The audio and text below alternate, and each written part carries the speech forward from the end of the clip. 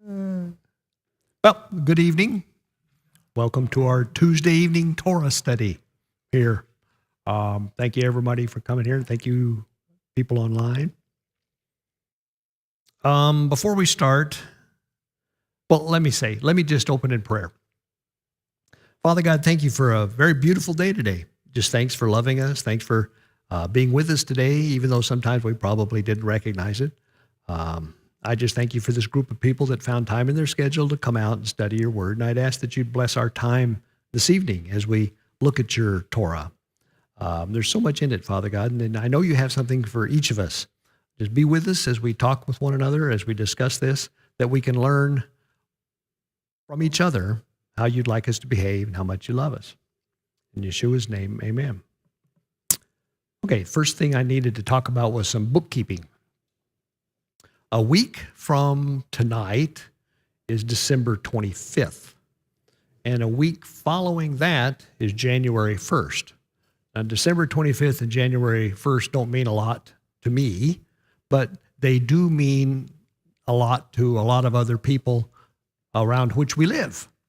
So I was going to propose that we not have the Torah study next Tuesday and the following Tuesday. Not because I'm kowtowing to any social mores or anything like that, but just because I felt like people would probably have other things that they could do with their family, and it might be better to do it that way. So I'm interested in feedback. If you think that's a horrible idea and you really want to come on the 25th and the 1st, let me know. Otherwise, I think I'd like to propose that we cancel. So what are any thoughts? Keep it. He wants to keep it. Okay. Okay. You guys really want to do that, huh? You're gonna make me come out on the 20th. Okay, I'll do that if you want to. What's the vote? How many people would like to meet on the 25th? Okay then. I have always said we're a democratic group. Whatever the group wants to do, that's what we'll do. So we'll come back next Tuesday. Now, Ward has told me he won't be able to videotape it next Tuesday, but that's okay. We can still meet. We won't have to, be self-censoring quite so much. So there you go. Who's going to learn how to do it by then? Oh, great. Yeah, well, yeah, I like that idea. It's over there. Heck, that's half the battle.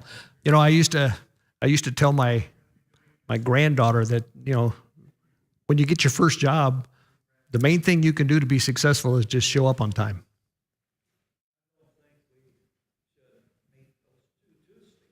You don't think so?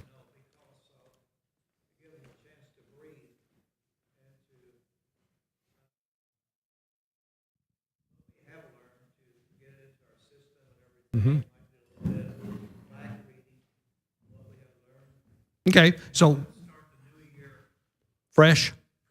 Okay, I've got some other thoughts. What I can do is we'll meet on Tuesdays, and whether or not we continue with exactly what's here, I'll think about that. We might do something a little bit different, but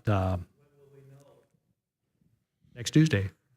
And if I'd have had my act together, I might have had this conversation a couple of weeks ago, but, I didn't. And I was taken aback. I figured all you guys would say, oh, no, let's take the time off. We can, Okay, well, yeah, you are in the minority because the majority of the people in the room voted that they'd like to be here. Majority rules. That's what I've said.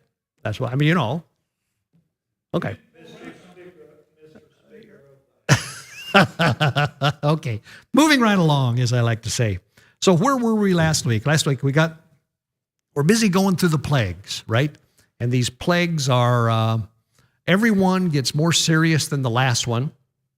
And it's becoming, I think personally, the Pharaoh is becoming more and more irrational. And he's doing stupid things like saying, please pray to God to forgive us. And then the next day he says, never mind, I'm not doing what I said I'd do. So it's just really getting almost silly. Now, last week, I think we got through, or we left on the 8th plague. The 8th plague was the plague of locusts. I think we'll go through and review that. But before we do, there's a couple of things I wanted to point out, and I'd like to talk about them for a minute. The first one is, it has come to my attention, if you will, that whenever God does something in the course of human events, as they like to say, he usually accomplishes several things with the same thing, with the same event. The same act that God orchestrates has several things that he is accomplishing. And that is definitely true for the Exodus, for what he's going through now. The plagues, and of course we know how the story goes on from here. We know that the Pharaoh eventually relents and tells the people to go. But I wanted to go over for a minute, if just from the group, what are some of the things that God has accomplished through this miracle of the Exodus? I'll give you an example. One obvious one, he's accomplished the deliverance of Israel, right? What's another one? Okay, wait, you got to get the microphone so we can go for it. He's all powerful and he's all in control. Okay, he showed that he was in control, or he all powerful. That's a good way to do it. Anything else? Come on, I don't know. You ought to think about this. There's some good ones here.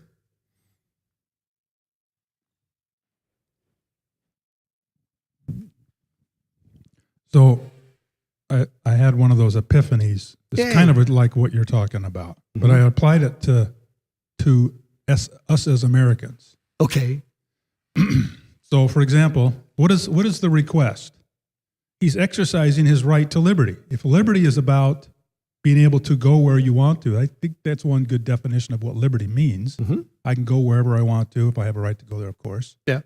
I don't need permission from the government. I don't need a license from the government to go. I don't need a license from the Pharaoh, right? Mm-hmm. So that's the life liberty. Mm-hmm. They're pursuing happiness. Happiness to them is to be in the covenant with Adonai and break this thing with Pharaoh, and that's life. That's that's how their pursuit of happiness. And what are they going to do? What is the first words in the Bill of Rights is the freedom of assembly. Mm-hmm. Now, right, what is assembly? Is it? When I was first studying this, I thought it was a political things like we can get together at this tavern and discuss politics, or we can get together here and do whatever we need to do. Well, this is the assembly. This is the most important assembly, like what we're doing right here and on Shabbat. Mm-hmm. And so what do they want to do? Mm-hmm. They want to go out into the desert at Mount Sinai and assemble. Exercise their freedom of assembly, exactly. Right? Their freedom. I agree with that. As a matter of fact, I would encapsulate all of that with just the concept of freedom. Right. He wants to set his people free.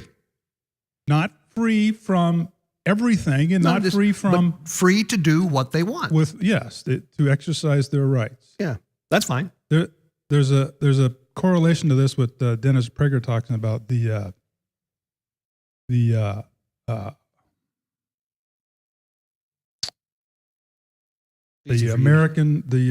American Passover. What does it call? Yeah, the American Passover is the 4th of July. It's doing that. Ah, okay. Oh, so, okay. And he's tying it back to, of course, he's thinking, Abraham's the first Jew. He's Jewish. He's thinking, well, you guys should learn from us. Well, okay. That's all good, and there's nothing wrong with that. But I really wanted to kind of focus on what things God was accomplishing by doing this, by doing the Exodus. That's good, though, because, he's giving his people freedom. He's reestablishing or reaffirming his covenant with his people. Hear, hear. Hear, hear. You could even go far as reaffirming his covenant with his people. He's keeping his promises to Abraham, Isaac, and Jacob. Okay. What's he doing with respect to Pharaoh and the Egyptians? He's humbling them. Yeah. He's showing whose God is greater. Absolutely. That's why, it was definitely, if you don't get anything else out of these plagues, you get the fact that it's God versus all the gods of Egypt. And our God wins. Yeah. Yes? He's creating a social media campaign that's going to go viral before the Israelites, everywhere they go. People are going to heard about it because they saw it on GodTube. Okay, if you say so. That's fine. In relation to the Egyptians, also He's showing them the true way and allowing them a path of repentance. Exactly. He's not doing it just for the Israelites. By the way, another thing he's doing is he's showing the Israelites who he is, but he's also showing the Egyptians who he is. And by virtue of the fact that this story gets recorded and we're sitting here 3,500 years later talking about it, he showed the whole world who he is through this, right? Go ahead. Yeah, without being me trying to be funny, but yes, making his name known, the qualities and the characters of what he is and what he does, it did put fear in the nations around Israel, wherever they camped, because they had heard what God had done. Yep. to the Remember Egyptians. the first one where Moses wanders in there with his brother Aaron and he says, Elohim, I don't know what he might have said Yahweh, I'm not sure what word he used, but he says, our God, the God of the Hebrews, is telling you that you need to let his people go. And Pharaoh says, I don't know this God you talk about. And as far as I'm concerned, I'm not going to listen to him, and you're not going anywhere. So by the time we get to the 8th plague, that's a different story, right? He now knows who that God is in a very personal way. So let's see if there's a couple others I had down here. Well, it's another thing he's done. He's punished the Israelites for their treatment of the Israelites. He's punished the Egyptians for their treatment of the Israelites, right? Is an element of punishment to this, yeah. By what he did, scriptures say that others went out with them. Yep. So he pulled people who saw the mighty hand of Yah, and they said, hey, we better go with this God because, there's That's nothing left here in Egypt. Exactly. Let's see. He will, of course, introduce this concept of a Passover lamb, then the need for a redeemer. He'll do that.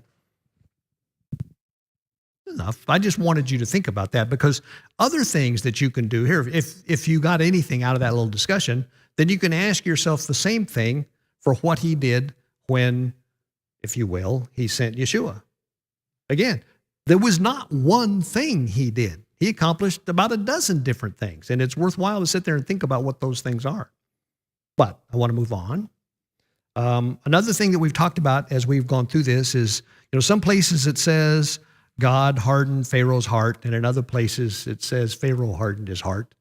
And we've talked about that a little bit. And I know it's kind of a difficult thing, but my Bible had a note in here. Let's see if I can get it. I wanted to read it to you because I thought it was pretty good. Do you mind if I just read this for a second? It won't take long. Then we'll get into the other stuff. It says, who hardened Pharaoh's heart? If Pharaoh was judged as a consequence for his own free will, we'd have no problem. He got what he deserved. But was Pharaoh merely a pawn in God's hands? The Bible seems to suggest that the events and even his response to them were not entirely Pharaoh's doing.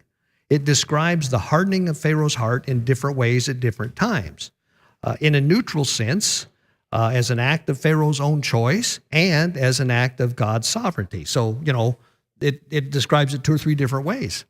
It says, while several passages describe God as the one of hardening Pharaoh's heart, 9 other references indicate that Pharaoh hardened his own heart or that circumstances may have helped harden him. It was not until the 6th plague that God explicitly hardened Pharaoh's heart, after several occasions where Pharaoh demonstrated his own stubbornness. So many conclude that the danger of resisting God is that he will eventually give us over to our own choices. And that's Romans chapter 1 talks about that. Pharaoh may have resisted God so much that at the last he found himself unable to change. Old Testament writers apparently saw no contradiction in both God's and Pharaoh's simultaneous involvement.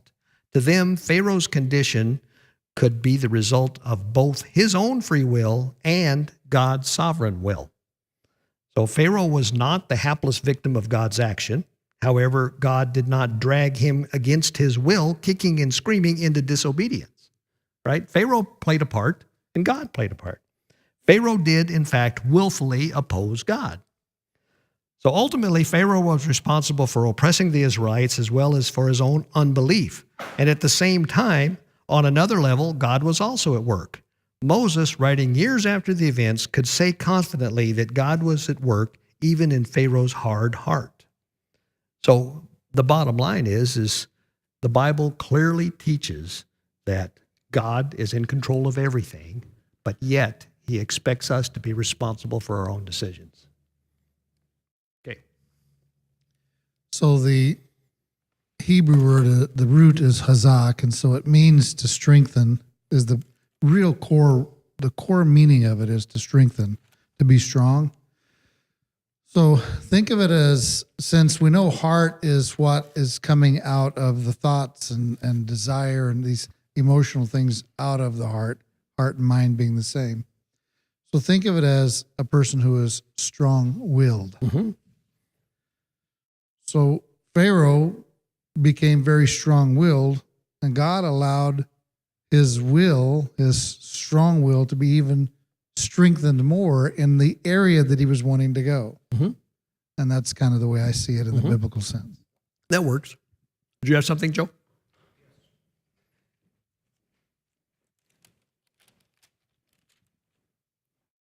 I think one thing, that Pharaoh was in the land of paganism. And undoubtedly he probably knew about creation. But I don't think a man hardens his heart. I think it was preordained that Pharaoh hardened his heart. God allowed him the freedom to choose this way. And so God is just saying, okay, if it's the way you want it, I'm just backing off and do what you want, but you're going to pay the price. So in that way, I think that God let Pharaoh harden his own heart, but in a way it was still God hardening his heart, because we are born with a free will. But it's our responsibility to accept the Lord. We can't harden our hearts. Well, we're not supposed to, but you know what I'm saying. Yeah. And it's a hard issue, and the only reason I bring it up again because I think it's one that I don't really have a firm grasp on it, but I'm sure it's because that we aren't God. That we probably cannot have a real thorough understanding of it. But I do know that it's true, and that it's a mystery of God that we have both free will and that he is in control of everything. I mean, he said, to get back to your thing, he told Pharaoh in one of these plagues, he says, look, I didn't need you for this. I could have wiped out all of the Egyptians in a single day if I'd wanted to. So what I'm doing here is all these things that I made you guys talk about earlier. I'm accomplishing all these kind of things through you. Yeah. I'm going to try to be John over here. Uh-oh. What he's doing is setting a legal precedent. If you look from a court case, he is addressing all the statements that any of the other gods might make, including Pharaoh, about him being a god. So he is settling that in a legal way. He's calling his witnesses. That's fair. Okay, enough of this. Let's go on. I was thinking that what I would like to do is, like I say, I don't recall, quite honestly, whether we talked about the 8th plague or not. It's in chapter 10, Exodus chapter 10. So I thought I would read about the 8th plague, and then we'll talk about that, and you can remind me whether or not we did this last week. Okay, so maybe reading about it will be of no value, but I doubt it. Okay, starting in chapter 10, I'm going to read, and then we'll get everybody else to read later. Then Yahweh said to Moses, "Go to Pharaoh, for I have hardened his heart and the hearts of his officials, so that I may perform these miraculous signs of mine among them, that you may tell your children and your grandchildren how I dealt harshly with the Egyptians, and how I performed my signs among them, and that you may know that I am Yahweh." So Moses and Aaron went to Pharaoh and said to him, "This is what Yahweh, the God of the Hebrews, says. How long will you refuse to humble yourself before me? Let my people go so that they may worship me. If you refuse to let them go, I will bring locusts into your country tomorrow, and they will cover the face of the ground so that it cannot be seen. And they will devour what little you have left after the hail, including every tree that is growing in your fields. They will fill your houses and those of all your officials and all the Egyptians, something neither your fathers nor your forefathers have ever seen from the day they settled in this land till now. And then Moses turned and left Pharaoh. Pharaoh's officials said to him, how long will this man be a snare to us? Let the people go so that they may worship Yahweh their God. Do you not yet realize that Egypt is ruined? So his own advisors were saying, wake up, dude. Get a clue. Then Moses and Aaron were brought back to Pharaoh. Go, worship Yahweh your God, he said, but just who will be going? And Moses answered, we will go with our young and old, with our sons and daughters, and with our flocks and herds, because we are to celebrate a festival to Yahweh. And Pharaoh said, Yahweh be with you if I let you go along with your women and children. Clearly you are bent on evil. No, have only the men go and worship Yahweh, since that's what you've been asking for. And then Moses and Aaron were driven out of Pharaoh's presence. And Yahweh said to Moses, stretch out your hand over Egypt so that the locust will swarm over the land and devour everything, growing in the fields, everything left by the hail. So Moses stretched out his staff over Egypt, and Yahweh made an east wind blow across the land all that day and all that night. By morning the wind had brought locusts, and they invaded all Egypt and settled in every area of the country in great numbers. Never before had there been such a plague of locusts, nor will there ever be again. They covered all the ground until it was black. They devoured all that was left after the hail, everything growing in the fields and the fruit on the trees. Nothing green remained on a tree or plant in all the land of Egypt. Pharaoh quickly summoned Moses and Aaron and said, I have sinned against Yahweh your God and against you. Now forgive my sin once more and pray to Yahweh your God and take this deadly plague away from me. Moses then left Pharaoh and prayed to Yahweh. And Yahweh changed the wind to a very strong west wind, which caught up the locust and carried them into the Red Sea. Not a locust was left anywhere in Egypt, but Yahweh hardened Pharaoh's heart, and he would not let the Israelites go. So did we read that last week? Okay. Okay, Mark has something. Paul?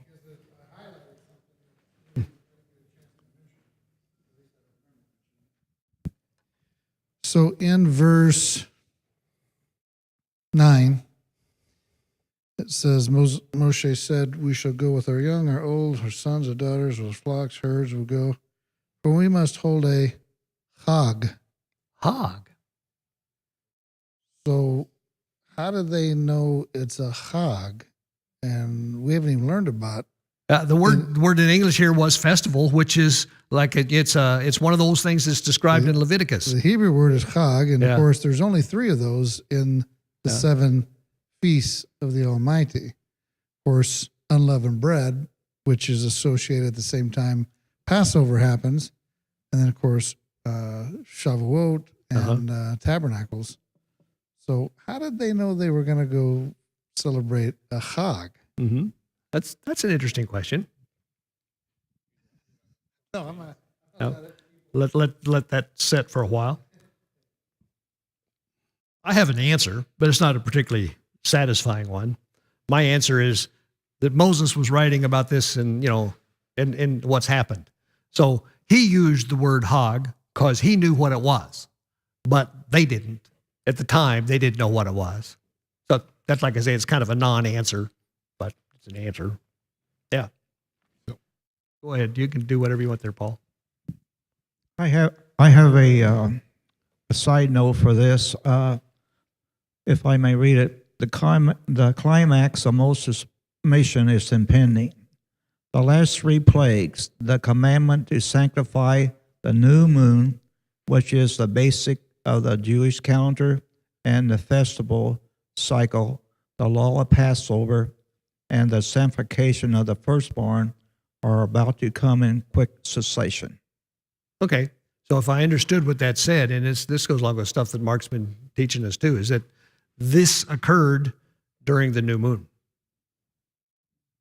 Is it not possible that since from the Garden of Eden on, it mentions that the sun and the moon and the stars were put there for the Moeds, that they've been practicing to some degree all the way through? Absolutely, it's possible. It's probably true. Yeah. I mean, it would, let's see. You couldn't have, it would be difficult for me to imagine that Abraham and Isaac and Jacob understood the meaning of Passover because it hadn't happened yet. But on the other hand, they could have understood that, look, on the 15th day of the first month, you should have a celebration. You should have a hog, and you'll know later. Film at 11. But the very fact that Cain and Abel brought offerings, Yep. there They must certainly have been, knew about that. So that was somewhat like the Passover. And Well, that's a good point. That's fair. That's fair. So it had happened. My understanding is that even when Noah, those events took place on appointed days and appointed times. Yes. So the question is trying to line up the calendar and seeing, since Yah does all of these things on his appointed time, Yep. was the Passover the same as Noah and his family being Well, yeah. passed over? So yeah. was that the appointed time? So did they observe those appointed times? I would think Yes. they did. I don't have a problem with that. Yeah. I haven't fact checked as to lining No. them up That's okay. and saying There's nothing all wrong the with dates that. and stuff. Yep.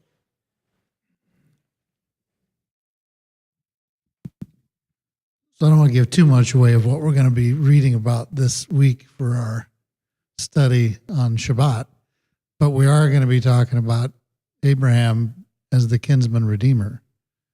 And it is That's a good interesting point. that this happens on this specific time of the year around the time of Pesach and unleavened bread, because it's a theme of redemption. Yeah.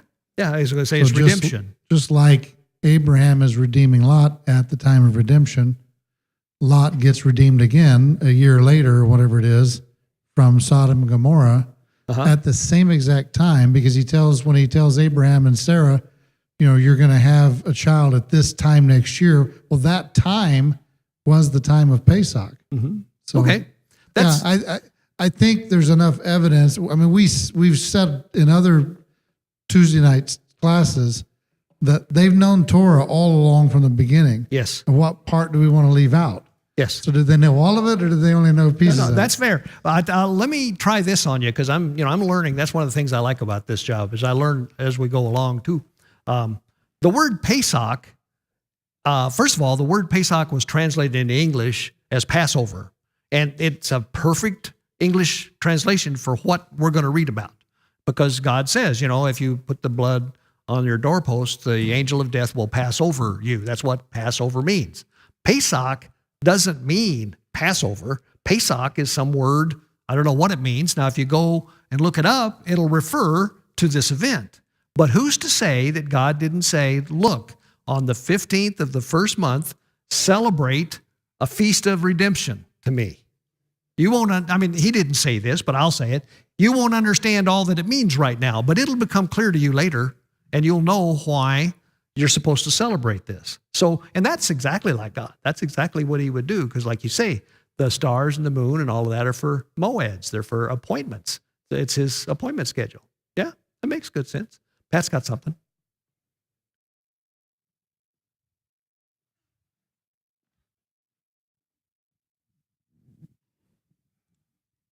without the shedding of blood, there's no remission of sins. Yep. So consequently, I had the idea that the reason that Cain and Abel's things were not okay, both, is because one was a blood sacrifice. It must have had something even back then as a means of repentance, because Adam and Eve had That's fine. needed it. I agree with that. I think you're probably right. Expanding on that, though, Cain's wasn't accepted because his heart wasn't right in what he was doing, because they still did the offerings with the grain offering and stuff too. Yep. But Cain's heart wasn't right. Yep. So But it could have been, I mean, I'm going to make this up. It's entirely made up by me. It could have been that had Cain traded some of his produce to his brother for an animal and sacrificed the animal, God would have found that wholly acceptable. And it also plays into what you're saying, because Cain's attitude was, well, heck, I'll take some of this, these grapes and stuff I've got over here, and I'll give those to him. And it does show his attitude. But maybe Cain did know that what was required was a blood sacrifice and just chose not to do it because it wasn't that important to him. So that fits too. Yeah. Also, the meaning of Pesach is a victim, an animal. Is that right? Yeah, an animal sacrifice is what it is. It's a victim. I didn't know that. That's live and learn. How'd you figure that out? Oh, Strong's. Strong's? Okay. 6453, Passover sacrifice, a Passover animal victim of the Passover festival of the Passover. Well, they do call it the Pesach lamb, don't they? Yeah. Mm-hmm. It's the offer. It's really the offering. It's the offering. Yeah, it's the offering. It's not the day, and the reason for doing the offering is for a purpose. Uh-huh. The purpose is Redemption. redemption. That's very good. See, live and learn. I remember what I was going to say. Oh, the fact that even if Cain didn't know prior to that, he was told it's crouching at your door. All Yes. you have to do is go get it. Yeah. It's not a matter of having to go buy it from your brother or anything. Yeah. And there's no question about it. This Yeah. is go get what's crouching at your door and you'll be That's fine. fair. Yeah, Wouldn't. that's a good one, yeah. Paul? So the root of Pesach is pasak, which is a verb, which means to, and that comes from 6452, which means to skip over, spare, or to pass over. Make here. I'll let you Sometimes say. I wonder if we're not chasing our own tail. This says 6452 is an exemption. An exemption. Okay. So An exemption. That's like a redemption. Yes. All right. Yep.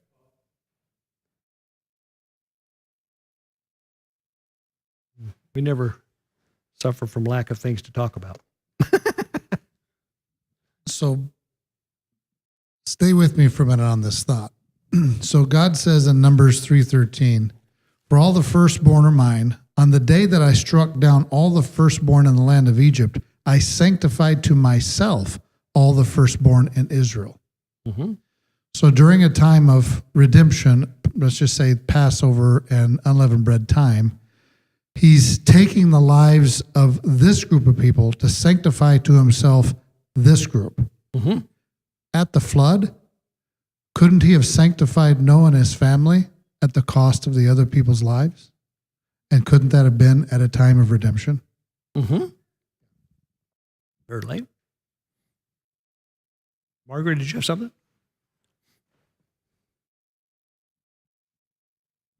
Paul's getting his steps in today. That's good. We need that. What was it? Hey, if you do that, you're the only. We all do that. It seems like just the firstborn, just the idea of the firstborn and the inheritance and the double portion was coming through in with Noah. And what they were teaching, even with Jacob and Esau, Yeah. the firstborn. Yeah. So there's that thought there is significant, in that the firstborn. I mean, there's something about a firstborn. Well, I tell you, I've had a similar kind of thought in that I think it's God's intention that the firstborn be the one that's set aside for him and that will carry out his plan. The adversary knows that. And so the adversary does everything he can to subvert the firstborn, to ruin that. And you can see it. You can see it in Abel. You can see it in Jacob. You can see it all over the place where God is forever saying, okay, fine, you can mess my plan up concerning the firstborn, but I'll just use this. I'll just use his brother. I'll just use the next one. He does that all over the place. And I think, again, that's God kind of thumbing his nose at the adversary saying, you can try all you want, but I can, I do agree that the firstborn is a very important concept. And I think what God is showing us through a lot of these stories is that, okay, you can try to make my plan not work, but I'm not gonna fail. Okay. We talk about what we read. We're talking about what? And we talk about what we read. You can talk about, yes. Thanks, John. Thanks a lot. I wanted to do the horse thing that you said, the beating the dead horse. Beating a dead horse. We are definitely beating the dead horse. Go ahead. No, I'm serious. Sorry. Okay. I'm curious in verse 10, he says, and he said unto them, Pharaoh said unto them, let Yahweh be so with you as I will let you go, and your little ones. Look to it, for evil is before you. Then he's conscious, he's concerned, Mr. Pharaoh is, and he says, go now, ye that are men, and serve Yahweh, for ye did desire, for ye did desire, and they went driven out of Pharaoh's presence. So he's not letting the women's go, apparently. My paraphrase is much nicer than that, because it says, Pharaoh said, Yahweh be with you if I let you go along with your women and children, ! Clearly you are bent on evil. Well, have only the men go and worship Yahweh, since that's what you've been asking for. Well, okay, the King James says, of course, we all know that's what Moses got at Mount Yes, we Sinai. do. Yes, we do. Along with the extra data. That's a King James tablet you have on your shirt, right? Yeah, oh, yes, definitely. It's King James tablet. It says, for evil is before you. Like he's warning them that bad things are happening. He's not, it's a different, interesting translation. That says, You're bent Israel on is evil. intent on evil. Yeah. And he's, the King James said, no, the Pharaoh's a nice guy. He's trying to warn you of all these problems are going to come up. Okay, maybe. No, I'm curious. To me, it's the bigger picture is Pharaoh is changing the deal. He's renegotiating. Yes, he is. And that's not, the very next verse, God doesn't even entertain anything. He says, send the plagues. He's in breach of what I intended to do. Yeah. Did you have something, Mark?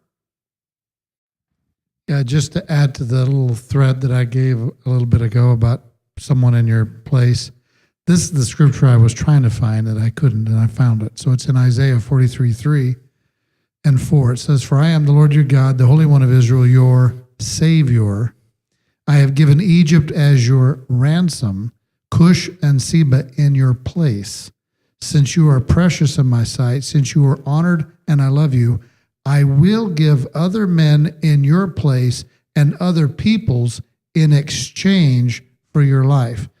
Now, the reason we can tie that to Pesach is because this Hebrew word kofer for ransom is also found in Psalm 49:7. It says, no man can by any means redeem, which can only take place at one time of the year, his brother, or give to God a ransom, kofer, for him.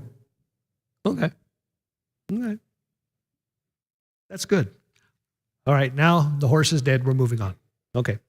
That was plague number 8. So now we're plague number 9. It's the last few verses here of chapter 10. Would somebody like to read from verse 21 to the end of chapter 10? Margaret will do that. Great.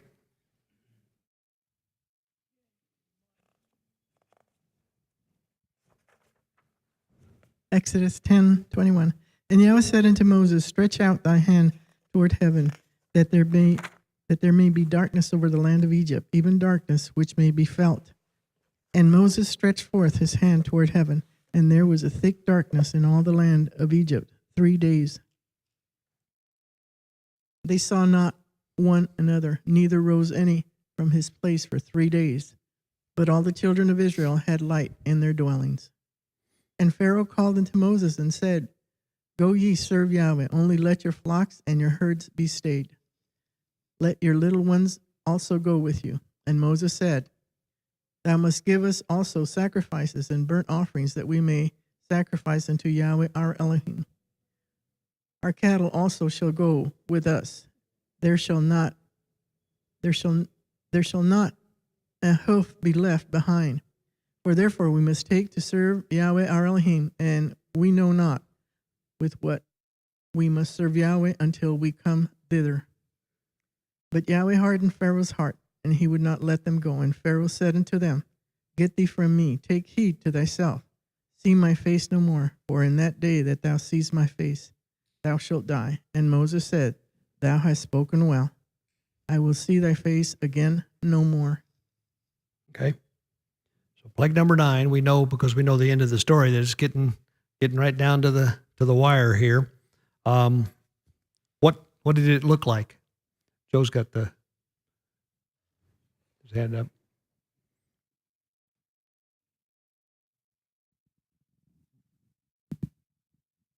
Another side note on this,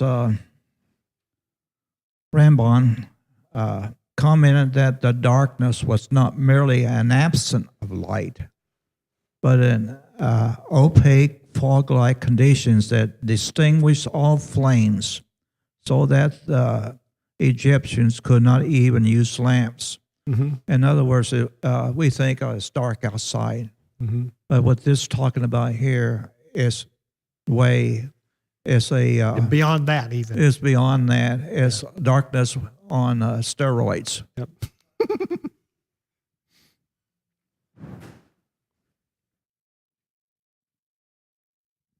Two things on that. One, I agree with what he's saying. I think because it says that it says that there was darkness over all the land, Mhm. which would include where the Israelites were. Yeah. By the way, that coincides with a new moon. Okay. Yeah. But the moon can't eclipse it for 3 days unless God stops everything like he did Okay. for Joshua. Fair point. So what's interesting is, and usually the eclipse is over a real small area. It wouldn't be over an entire, Yeah. country. But the thing is, it says that Israelites had light in their dwellings. Yeah. And so that would give credibility to what he was saying is somehow the Egyptians weren't able to kindle a light and create anything, and the Israelites were able to have that light, which is very interesting because it shows what Polly was saying, this young man that we were talking about last Shabbat who had the dream and was taken to a place that was absent of light and absence of God's presence. And it was beyond scary. It was just crazy uncomfortable. So I can't imagine what this darkness for 3 days where you can't see your hand in front of your face. Yeah. That must have felt really, really, really, really strange. Yep. The word choshek, darkness, Okay. this is the first time it's used beyond Genesis 1, where it talks about the separation of light and darkness. The Is that right? darkness there Okay. is the one spoken of in Genesis chapter 1. Okay. So it's not like you said, it's not Erev, nighttime or something like that. No, it's just, It's total not- darkness. a new moon. It's just choshek, super dark. Super dark. I remember as a kid one time being out camping and, it was a dark night and somebody says, put your hand in front of your face. Can you see it? And, you couldn't even see it. And I remember thinking, wow, that's dark. Go ahead. When my son was little, we were driving around in Southern California, down around Cripple Creek, and there was a gold mine, and he wanted to go in it, so we put on the rain gear and we got in the basket.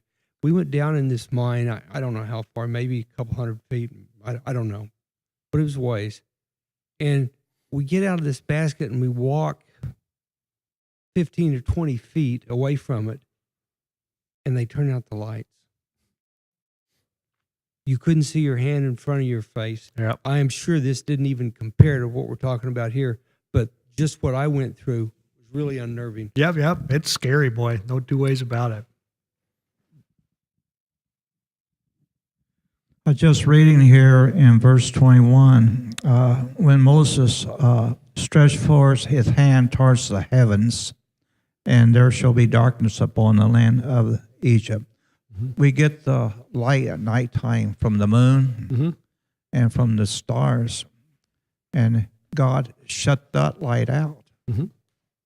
So At least there was yeah. there was nothing on earth that would emit light. Yeah, and then according to what else you read, everybody's lights went out, so they didn't have any candles or anything to burn, and it was dark. And every time they'd try to do something, it wouldn't work. So yeah, it was dark. One final note before we leave this is the Pharaoh he advertised himself as the son of Ra, the sun god. So this was the biggest slap in his face. Okay, come on, sun god, why can't you fix this? Yeah. So, any other thoughts about the 9th plague? All right, so we're chapter 11. Yes, Mark?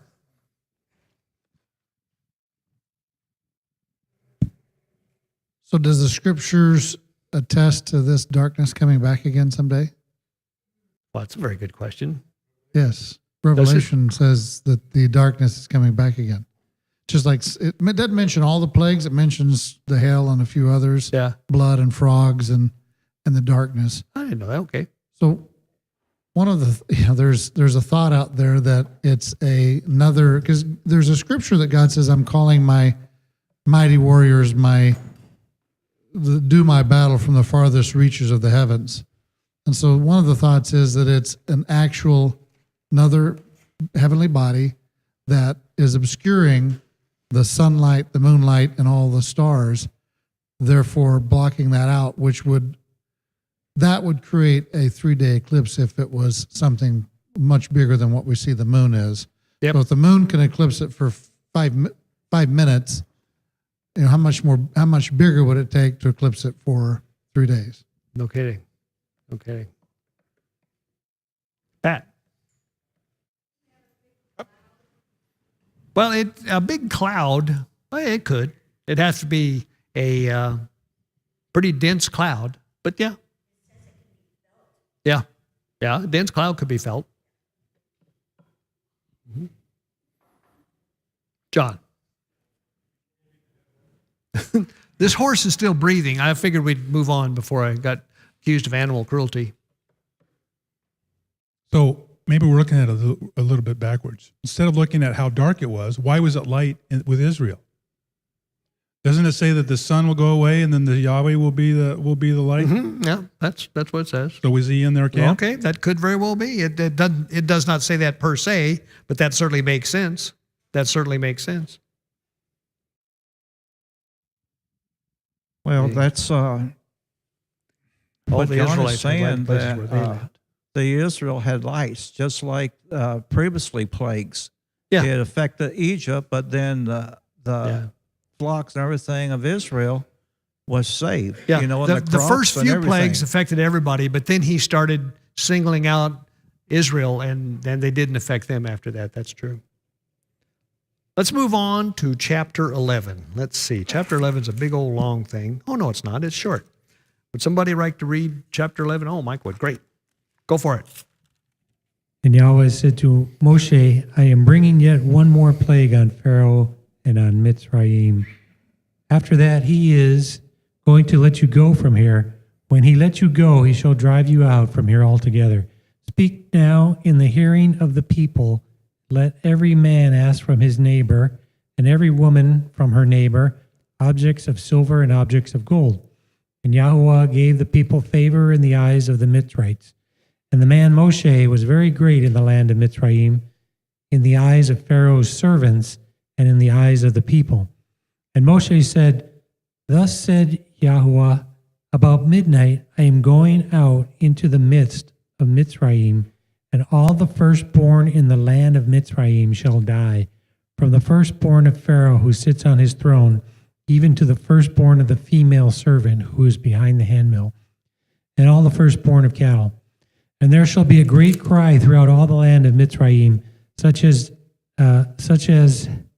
has never been or ever shall be again.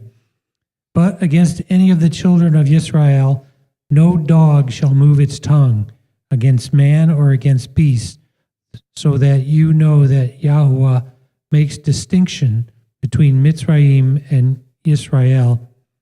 And all these servants of yours shall come down to me and bow down to me, saying, Get out, you and all the people at your feet. And after that I shall go out.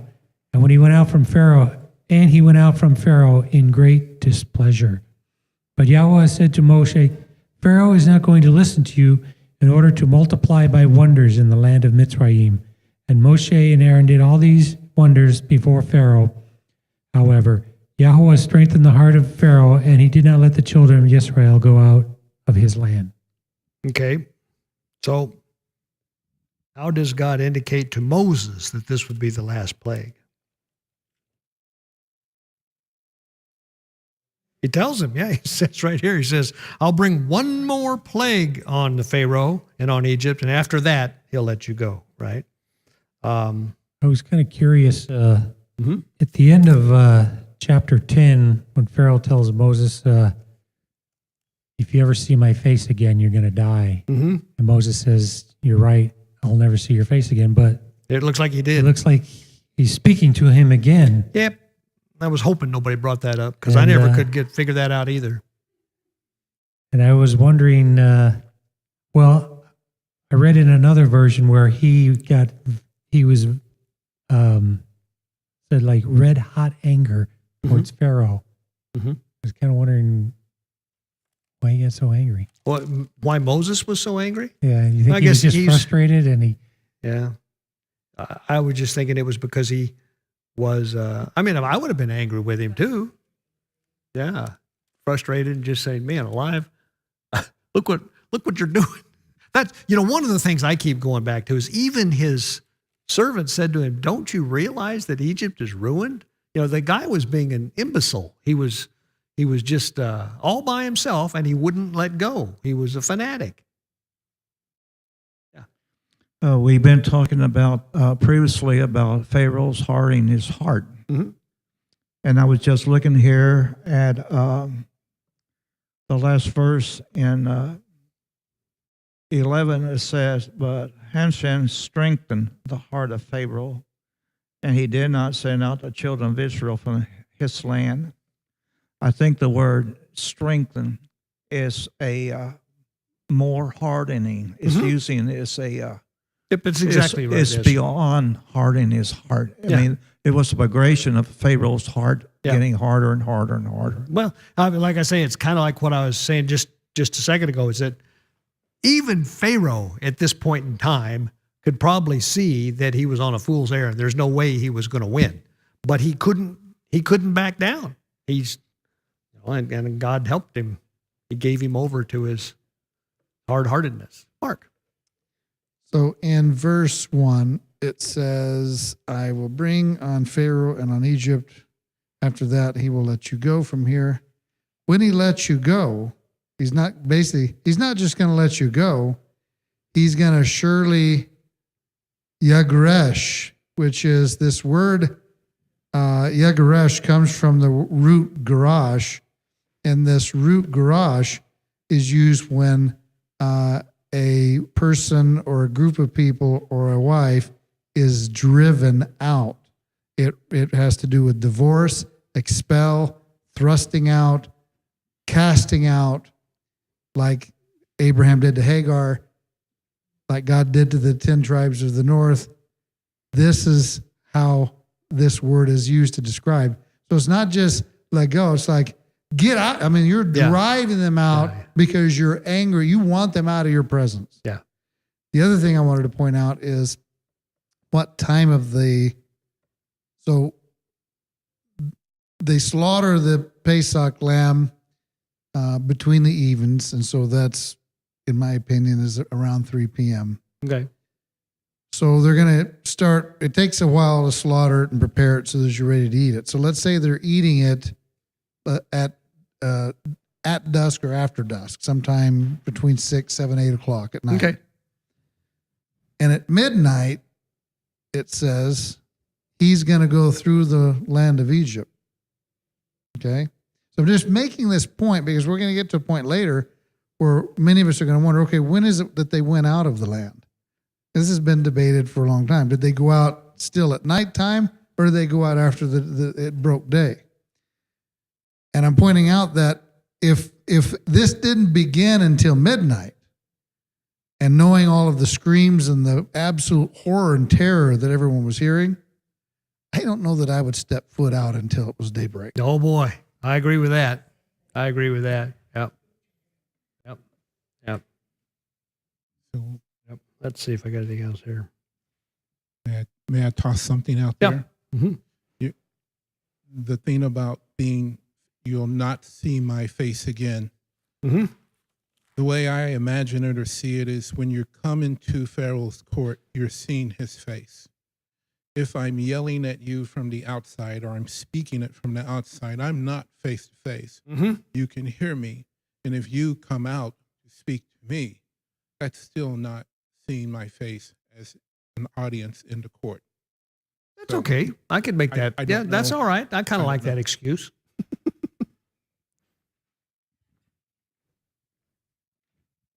About the idea of leaving at daybreak Mm-hmm. versus the middle of the night, I imagine it was very, very early in the morning because of the fact that Yahweh told them to keep their shoes on and their staffs in their hand. He knew they would be leaving very soon after Yeah, the that's a very good calamity point. hit. That's part of the way you eat the meal. The this idea of women ask your neighbors and ask for this. Now we heard that before. Do you remember? This is not the first time we heard that. Back when God was talking to Moses in the burning bush, he told him that. He told Moses, he said, Pharaoh, when you leave, when Pharaoh lets you go, you'll take silver and gold with you. But the people of Egypt will give it to you. Now, and that fits a lot in with drive you out, Well, going to, some Israelite goes to his neighbor and says, I was kind of thinking about moving. What do you think? I just really could use some of that, that gold pot over there or some of this other stuff here to make the trip worthwhile. Yeah, here, take it. Just go. There's bound to be some of that going on because they were driven out. I mean, those people that hadn't woken up to the fact that God really was God and that Pharaoh really was, and the gods of Egypt were bankrupt, if they hadn't woken up to that, their only choice would be to say, man, get out of here because you're just making our life miserable. And I think there's probably, it talks about, we'll see it in not too many days here, that there's a mixed multitude that went. I'm sure there was a fairly good-sized number of Egyptians that saw the handwriting on the wall way back around plague number 4 or 5, So anyway, want to go on? Oh, John. So this death threat is just for one class of people, the firstborn. Yeah. Not everybody else. That's right. That's what it says, right? Right. Yeah, I know you're making a point, and that's good. You just want us to make sure and realize that it was just for the firstborn. Right. Yeah. Not everyone was saved, just the firstborn that followed the instructions. Yes, Yeah. Now, was Pharaoh a firstborn? That's a good question too. that is a good question. I would assume so because he continues to live on here to make their life miserable for the next few weeks. I think the firstborn is like if you have a firstborn and then from generation to generation, it's a progression of the Egyptians. But if you kill the firstborn, then that's going to stop the different generations from being whatever. I don't know about that. You could be right. I don't know. I guess up till this point, other than like the first 3 plagues, Yahweh always protected his people. They weren't affected by the plagues. Mm-hmm. But in this case, they were required to do something, Mm-hmm. whereas before that there was no requirement. So Very good point. Yeah. In the previous ones, the plagues that, the latter plagues, if you will, God just protected them. But here they had to do something. Now that's very interesting because, I've often thought about this. What God asked them to do, it's kind of a strange thing, really. I mean, it's not like it's difficult or anything, but you would have to have faith to do it, right? You wouldn't want to say, you can't be serious about that. I'll take a pass on it. There's too much at stake there. So you definitely have to do it. Yeah. I don't think it would have been hard at all because, they're sitting there and seeing what's happening to the Egyptians. So if he says it, they're going to do it. Mm-hmm. Yep. Well, I agree. Now, here's something for you to think about, and I'm just now coming up with this. Maybe you can help me resolve it. You suppose any of the Egyptians did this?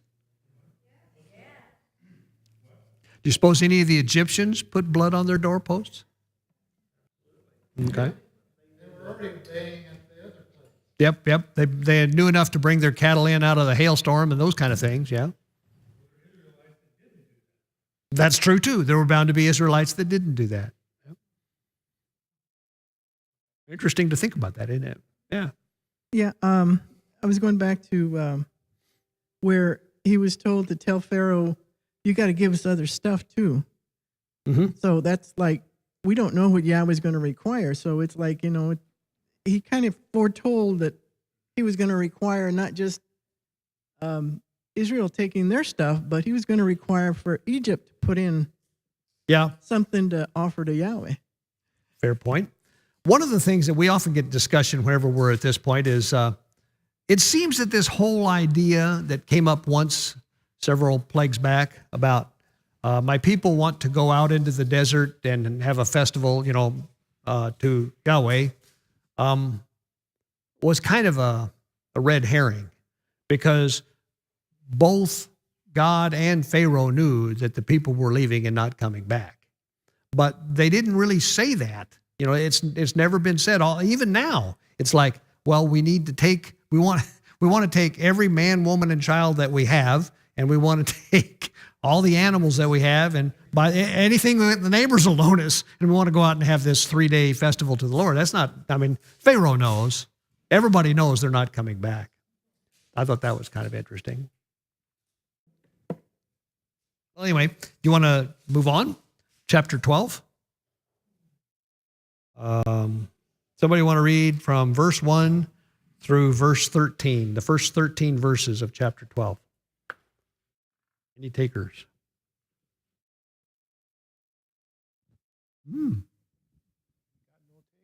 I'll read it. I don't mind. I can find my... Wait, we have a taker over here. Yay. Do we do this? And Yahuwah spoke to Moshe and Aaron in the land of the Mitzrayim, saying, This month shall be unto you the beginning of months, and it shall be the first month of the year to you. Speak ye unto all the assembly of Yisrael, saying, In the 10th day of this month they shall take to them every man a lamb, according to the house of their fathers, a lamb for a house. And if the household be too little for the lamb, let him and his neighbor next unto his house take it according to the number of the souls. Every man according to his eating shall make your count for the lamb. Your lamb shall be without blemish, a male of the first year. Ye shall take it out from the sheep or from the goats, and ye shall keep it up until the 14th day of the same month. And the whole multitude of the assembly of Yisrael shall kill it in the evening. And they shall take of the blood and strike it on the 2 side posts and on the upper doorpost of the houses wherein they shall eat it. And they shall eat it and eat the flesh in that night, roast with fire and matzah, and with bitter herbs they shall eat it. Eat not of it raw, nor sodden at all with water, but roasted with fire, his head and his legs, and with the purtenance thereof. And ye shall let nothing of it remain until the morning, and that which remains of it until the morning ye shall burn with fire. And thus ye shall eat it, with your loins girded, with your shoes on your feet, and your staff in your hand, and ye shall eat it in haste. It is Yahuwah's Pesach. For I will pass through the land of the Mitzrayim this night, and will smite all the firstborn in the land of the Mitzrayim, both man and beast, and against all of the Elohei of the Mitzrayim I will execute judgment. I am Yahuwah. And the blood shall be to you for a mark upon the houses where ye are. And when I see the blood, I will pass over you, and the plague shall not be upon you to destroy you, when I smite the land of the Mitzrayim. Okay, that's good. Thank you. So God instructs, among other things, it instructs Israel to arrange their calendar around this event. And Mark could probably explain this better, but he says, this shall be the first of months for you. And we know from various other things that it's in the spring. And so, and the month always starts on the new moon. Right? So, It's interesting you said new moon. I wanted to point out to everybody, this is something that I ran across doing my just biblical studies on words. And that is, every time that it comes up, new moon, the word for moon is yarech, and it's never that word. Really? It's just Rosh Chodesh. Rosh Chodesh. And Chodesh means month. Okay. But, So- okay. Yes, I know what you're going to say is, but we associate month with moon. Yeah. But the text doesn't really say that. So it's interesting how we got on associating month with moon. Mm-hmm. And I bring that up because there's a lot of crazy ideas out there of how to calculate the month. But biblically, the word for moon is not in the context with a new month. It's just Rosh Chodesh, Okay. which is month. Just thought I'd share that. Okay. That's interesting. And, you know, and it very well, and I know when you look up Chodesh, it says month, but then the lexicon will say it's associating it with moon. Mm-hmm. But if it was moon, you would think that it would just say, Use the word. yeah, using the word for moon, Yeah. but it doesn't. Well, now, can we talk about that just a minute? The word moon and month, obviously in English, come from the same idea. You know, there's some reason that MONTH and MOON are that close together. There's also the fact that, you know, the month, this idea of around 30 days that you see the moon cycle go through once. You know, the month is a unit that is natural, is all I'm trying to say. I don't know why it would be called. It doesn't have to have the word moon in it, I Well, guess. and it's interesting because if you look at verse 2, and Mike pointed it out to me on Shabbat that it does say here, where we were talking about last week, so we need to correct what we said last week, and that is, it is, at this juncture, it is the very first day of the first month. Mhm. So it can't be a day or two before Pesach on some of those other plagues. Yeah. But it says this month, doesn't say moon, this month shall be the beginning of months, not moons for you. Yeah. Well, It okay. is to be the first month. And each one of these is the word Chodesh. Chodesh, Chodesh, Chodesh. Okay. Yeah. And it's just something that I That's an came across. interesting Most thing, people yeah. don't even know that, but I wanted to share that with everybody. It'll give you something to chew on for a little bit. It's the main thing I got out of it. I mean, first of all, it was a real revelation to me to realize that the Hebrew calendar uses the month. You know, uses the lunar month. Yeah, well, The- and that's the key is how did they use it? Mhm. And, you know, I've got my own ideas of how it's used. But so I wanted to share another thought here, and that is about it being the Lord's Passover. And he says it's a sign, and it's going to be a memorial. And you do it like this in all your dwellings, which we've made the shift here from a corporate Pesach to doing it in your homes, which I think that's what this is I agree. trying to allude Yep. to. My question is, I think we all said the last week, we believe there's another Exodus coming. Yep. Scripture attests to that. I wonder sometimes, I'm just sharing my own thoughts. is there going to come a time to where it's going to be important to have the blood on the door again? It may very well be. It may very well be.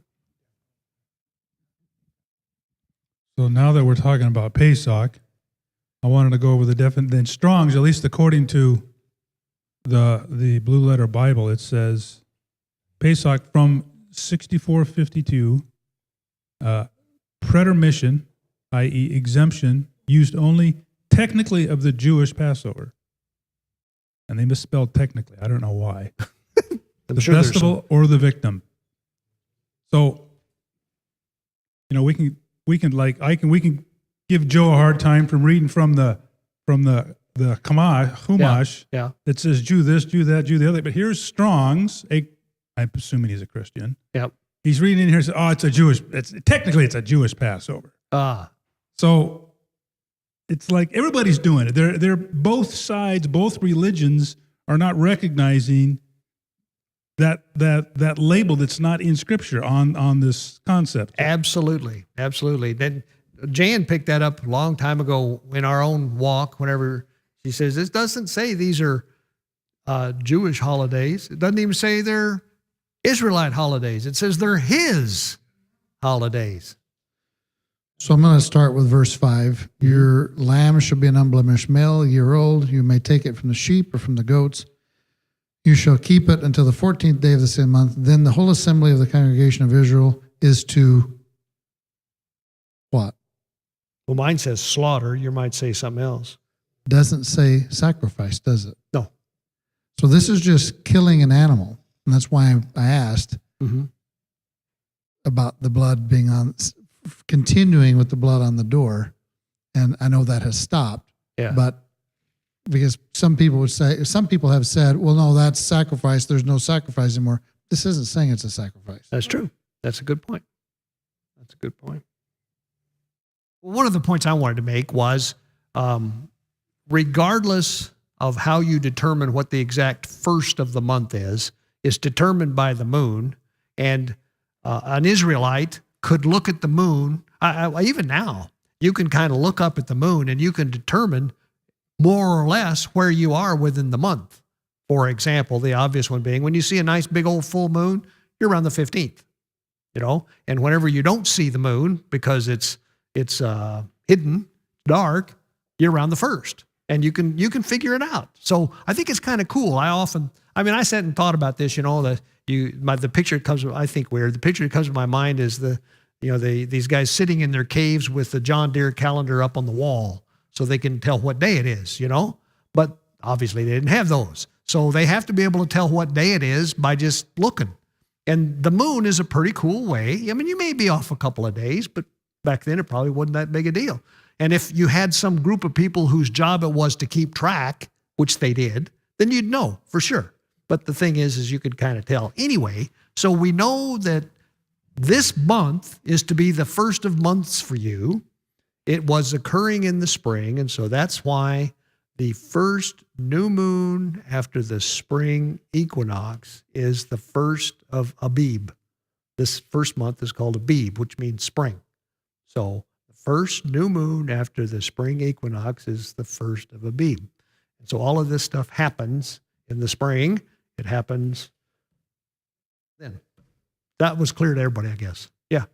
Okay, could Genesis 1:14, where God says signs and seasons be related to this in any way, shape, or form? Absolutely. Absolutely. That's what the purpose of the moon is, to tell you when the month starts, as far as I'm concerned. And the purpose of the sun, right? The equinox, you can tell where the equinox is by sticking a stick in the ground. So you can figure out where you are on God's timeline by just the stuff around you. You don't need John Deere calendar, and this tells you when the year starts. The year starts on the first new moon after the spring equinox. The name of that month is Aviv, which means spring. Now, does anybody know how come, if you look today, that month is called Nisan? Babylon. When they during the Babylonian captivity, among other things, they decided to rename all the months, and they gave half of them pagan god names. But according to the Bible, that's the month of Abib, and it means spring. So there's only 4 original Hebrew month names retained in the scriptures. Only 4. Okay. And they were the first and second month and the 7th and 8th month. I did It's not know really that. interesting. So you've got Abib, and I forget the second month. And then the 7th month is, of course, Tishri? no, it's Zethanim, and the 8th month is Bul. Okay. Didn't know that either. That's Forget now the one for the second month, but it's 4 months that we've retained the original. No. 4 months we've retained from the ancient biblical times of months. and all the rest of the names, and the names we currently use now are not the biblical names. They're names that have been thrown in there, in my opinion, on the part of the adversary just to screw things up and make our life confusing. So if you go to this really cool website, livingmessiah.com, and then you go to key dates, Uh-huh. and then you click way down here to the bottom left right corner, it says Hebrew months. Hebrew months. Oh, okay. And it lists all the months, Hebrew, the length, the Gregorian equivalent, and the biblical names. Great. I'm glad you told me that. I'll go check that out. It's a really cool website. It is a very cool website. I'm pretty excited about that too. Wonder who did that. But anyway, so what this says here in this section is that this will be the first of months for you, and it was in the spring, and you count to the 10th of the month. What do you do on the 10th of the month? Yeah, you pick your lamb.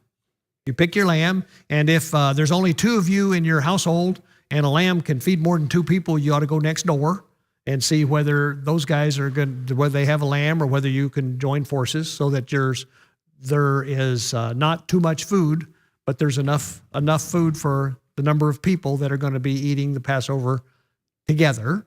All right. And then you keep it from the 10th to the 14th. And on the evening of the 14th, you slaughter it.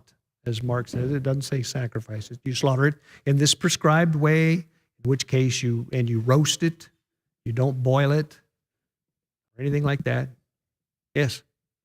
Yeah, since I have come to this assembly, I have learned a lot about the Torah, and particularly the festivals. It's amazing, isn't it? It is the festivals of the Lord. Mm-hmm. And I was just reading the 14th verse. This day shall become a remembrance of you. Mm-hmm. It's like we're supposed to keep that going. Mm-hmm. It doesn't quit. Well, let me tell you, I'm glad you brought that up. You're just a little bit ahead, but you'd always like to do that.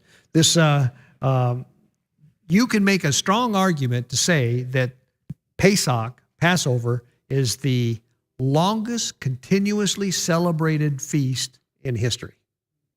Because it was clearly, this is where it began, and this was certifiably at least 3,500 years ago.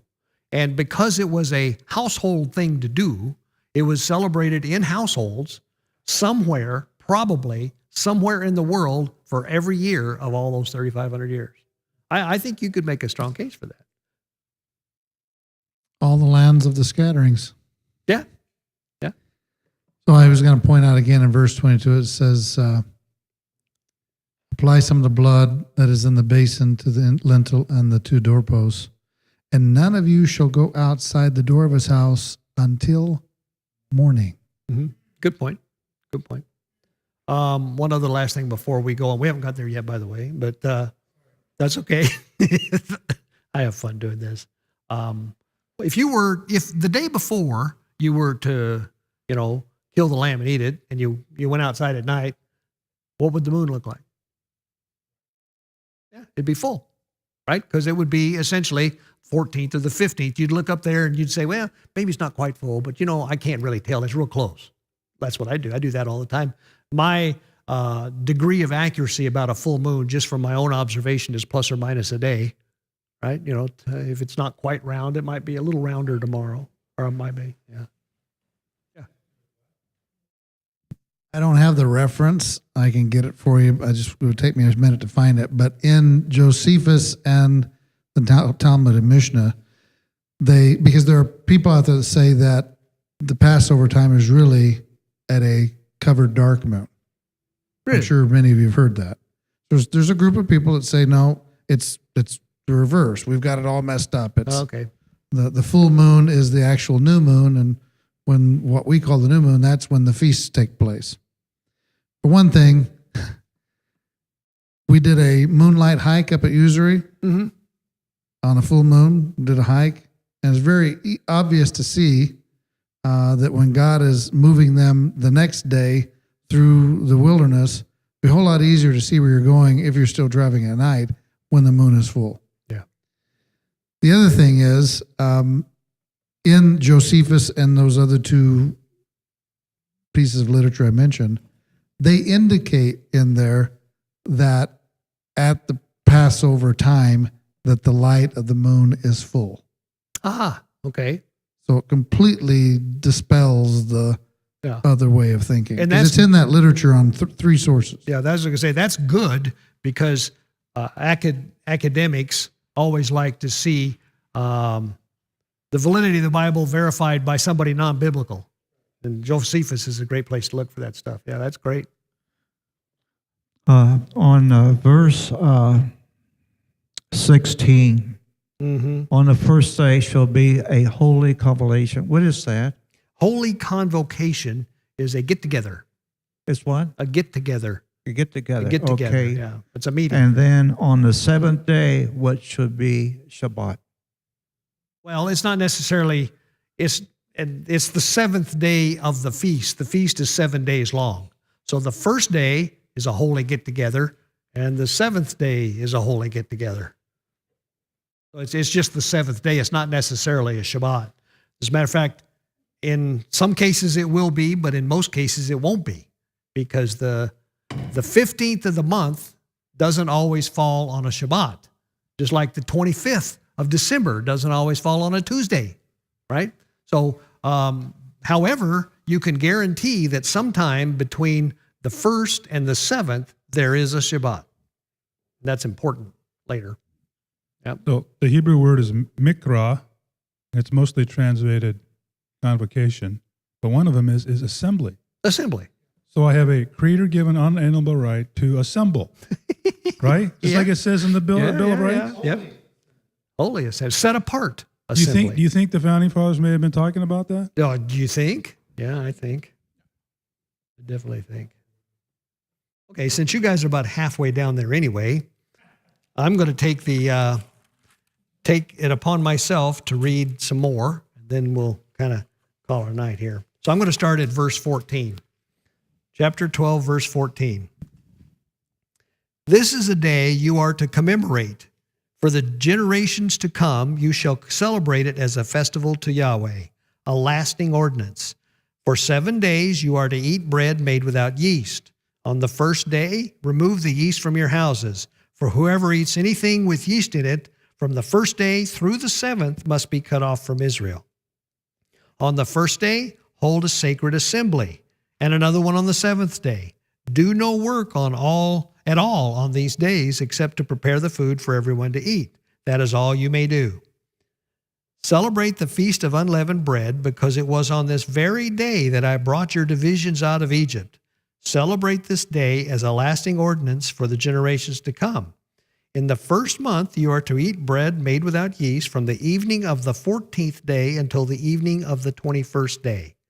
For 7 days no yeast is to be found in your houses, and whoever eats anything with yeast in it must be cut off from the community of Israel, whether he is an alien or native born.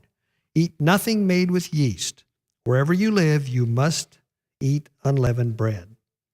Then Moses summoned all the elders of Israel and said to them, Go at once and select the animals for your families and slaughter the Passover lamb. Take a bunch of hyssop and dip it into the blood in the basin, and put some of the blood on the top and on both sides of the doorframe. Not one of you shall go out the door of his house until morning.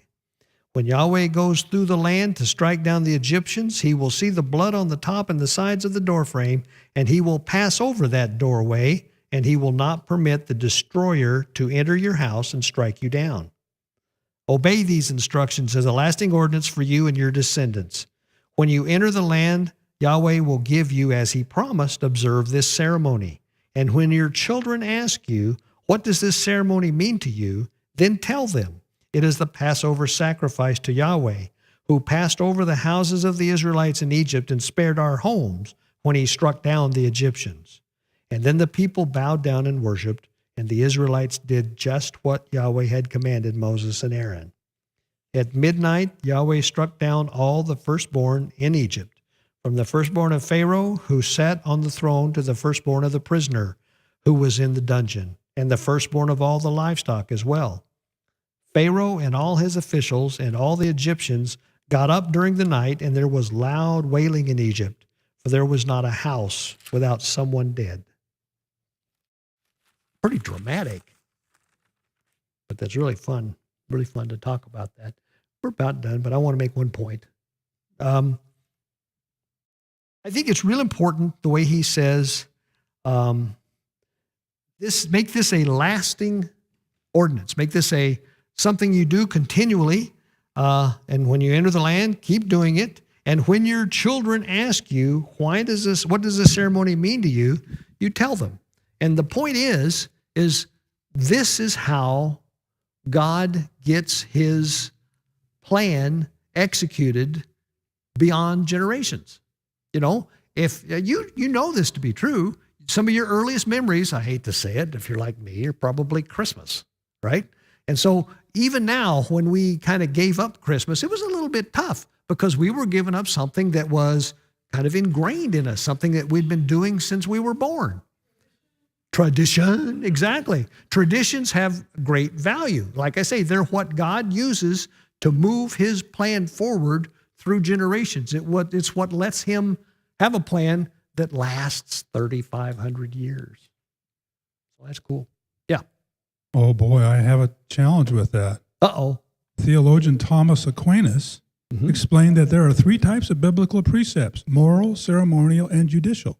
Oh. He holds that moral precepts are permanent, having held even them before the law was given, since they were all part of the law of nature.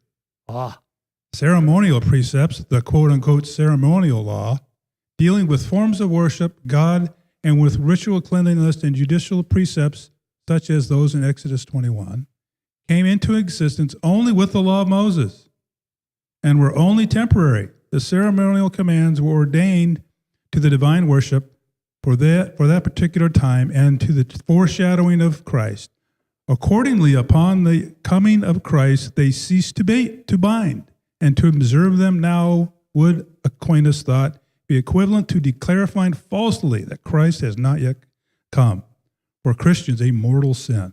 Now, do any of you have a hard time realizing that nothing could be more wrong than that? There's no scriptural foundation for any of that. It's all Thomas. He's the great theologian. Yeah. He is the great theologian of Catholicism. He's their favorite child. Yep, Notice he comes up with natural law too. Oh, yeah. So I've had this debate with people, and everything is always hinging on their classification as moral laws. Yeah. So I'll say to them, show me in the text anywhere where God is separated out as a moral law, judicial. Show me where he classifies it in those categories. There's It is nowhere. none. Yeah. There's nowhere. Yep. I wish it was obvious to everybody, but it's not. Yeah. Yeah. Well, you have to be willing to say, is that really right? You know? Yeah. Mentioning the fact that Yahweh planned for us to pass it down by traditions, he knew there would be many places that didn't, and times where there would be no written instructions, or in countries where it was forbidden, which I think is wonderful. We had a question back here. I wonder if you, Chase, why did Yahweh tell them to collect silver and gold when they were going into the desert and he knew they wouldn't need it there?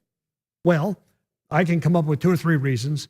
One reason, it was in this way that they would plunder Egypt. So not only did they get their freedom, they conquered Egypt and they took away plunder. That's one reason. Another reason, they didn't need it because they had to build all this stuff for the tabernacle. They had to build this big, huge menorah and all this kind of stuff. So they needed this stuff for that. I don't know. That's the only two I can come up with off the top of my head. Yep. Could it be another one too that the Egyptians said, it's no good to us. Here, you do it on our behalf. You're the priest, the priestly nation. You make the sacrifices for us on our behalf. There may have been a few that said that. I bet Pharaoh wasn't one of them. Well, Pharaoh's he's got that hardened heart problem. Yeah, he does. He's going to die of a heart attack if he doesn't watch it. Are there any other comments? Okay, let me close in prayer. Father God, thank you for the evening. Thank you for your word, and thank you for the things that we can get from it. Thank you for the discussion we have. I think it certainly makes me think. It makes all of us just marvel at how great you are, how wonderful it is that we can sit here and look at this and discuss things that are meaningful to you and meaningful to us. I ask that you just bless us this week as we go through the week and that you protect us until we meet together on Shabbat. In Yeshua's name, amen. Thanks very much, all you guys on internet.